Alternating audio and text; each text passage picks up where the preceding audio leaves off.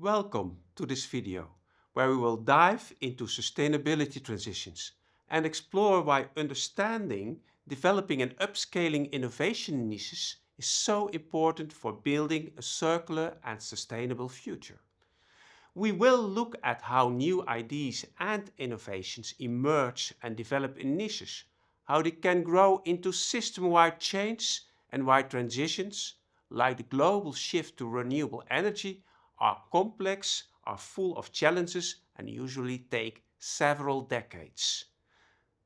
To begin, let's look at what we mean by a sustainability transition.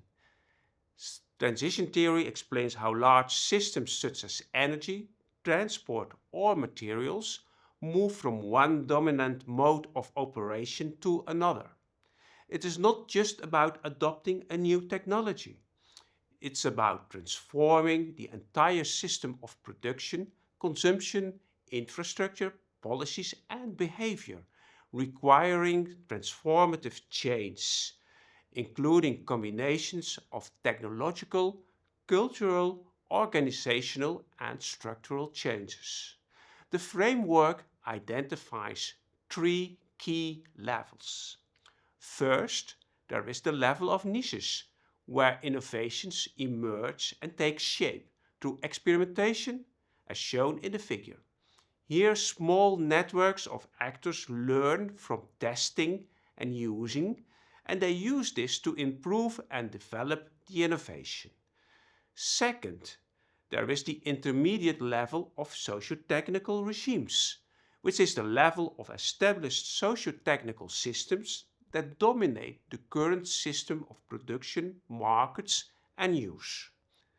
The landscape is the third level, which is the wider political, cultural, and environmental context.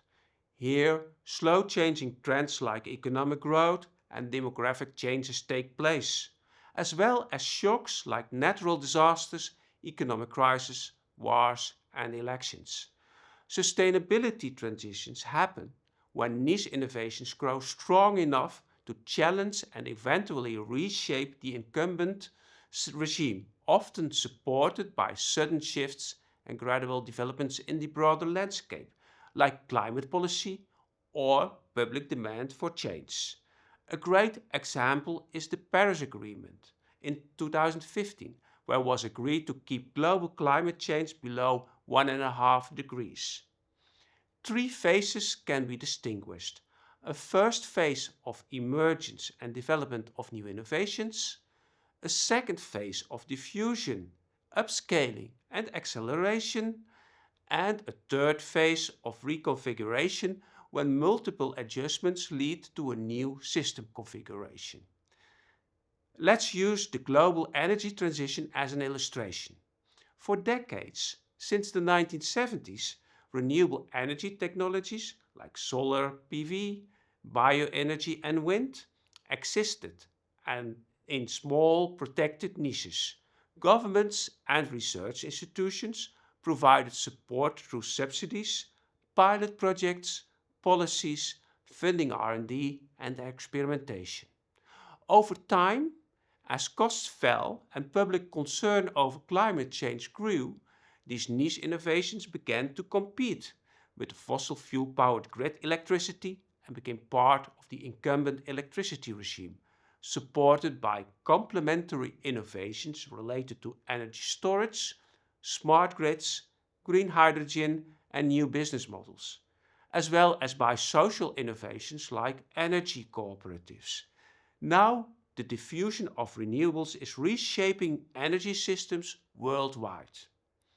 The same logic applies to circular energy transitions, where innovations in material recovery, reuse, refurbishing, remanufacturing, eco-design, and recycling are emerging and developing to mitigate our linear, wasteful use of resources, but this is still in an early stage. At the same time, these circular renewable energy niches are stepping stones for the wanted and needed circular energy transition.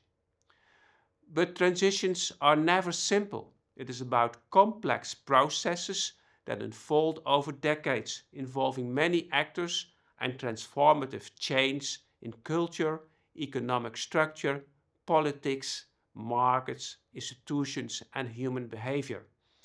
Transitions usually face resistance from incumbent industries, in addition to regulatory barriers, conflicting interests, and conflicting values.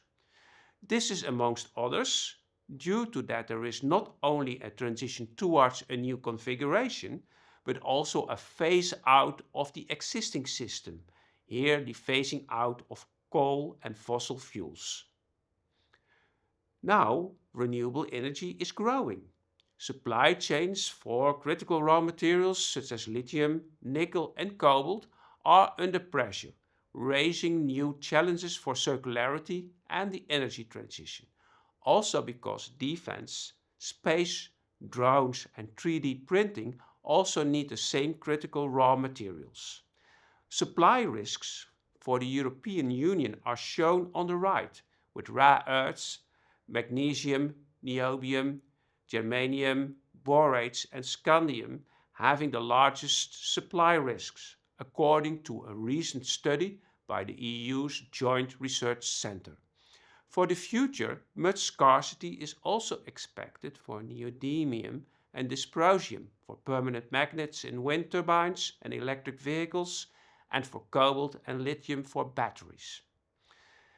To guide and accelerate transition processes, transition management and participatory backcasting have emerged as very useful approaches to generate shared visions of the future, to set future targets, and to define actions and changes that are needed to bring about the desirable future and target.